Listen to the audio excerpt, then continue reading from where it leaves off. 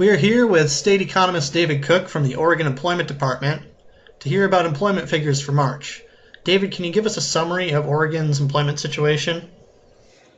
Oregon's unemployment rate was 3.3% in March, the same as January and February. One thing to keep in mind, March's unemployment rate does not include people who got laid off toward the middle and the end of March, because it only includes people unemployed for the whole week that includes the March 12th. So the unemployment rate in Oregon was very low in March, same as January and February, and the COVID-19 economic impacts had not really started to affect Oregon's unemployment rate by that time. Will COVID-19 impacts be more pronounced in the April figures? Right, April figures, we will be releasing Oregon's unemployment rate May 19th, and the April unemployment rate for Oregon is likely to be much higher.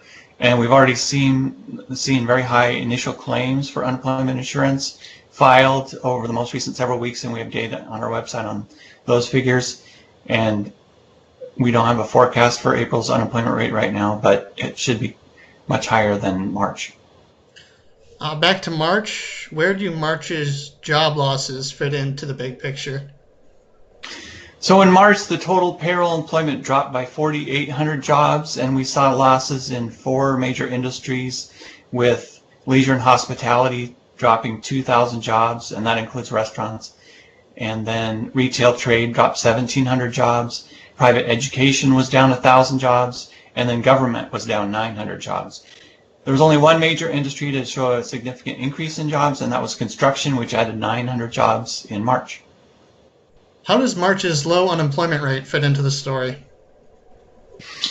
So we had seen the declines in Oregon's unemployment rate since the 2009 period, and the rate just kept going lower, and it was down to 3.3% for the first 3 months of this year. And as we said, the March unemployment rate is not really reflective of any of the impacts of the COVID-19 situation to businesses and individuals yet, because we had the survey reference week of March 12th, and people had to be unemployed for that whole week to be considered unemployed. And then the payroll employment numbers dropped by 4,800 jobs, and that was a little bit less than the national drop proportionally. So at the national level, payroll employment was down 701,000 jobs in March, and if we check a comparable share for Oregon, about 1.2% of the total US, then jobs would have dropped by around 8,000 or 9,000, but they only dropped by 4,800 for Oregon. So we're not seeing as much of a dramatic impact by that time period, by March, for Oregon's economy compared to the national economy. So overall, what can we say about Oregon's economy right now? So the numbers are looking at what happened in early to mid-March for Oregon, and during that period we still had a very low unemployment rate of 3.3%.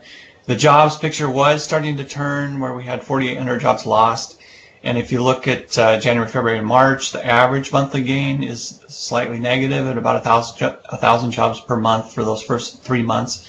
So the economic expansion that we had seen for many, many years had been slowing down, and over that period the expansion in terms of jobs had pretty much stopped.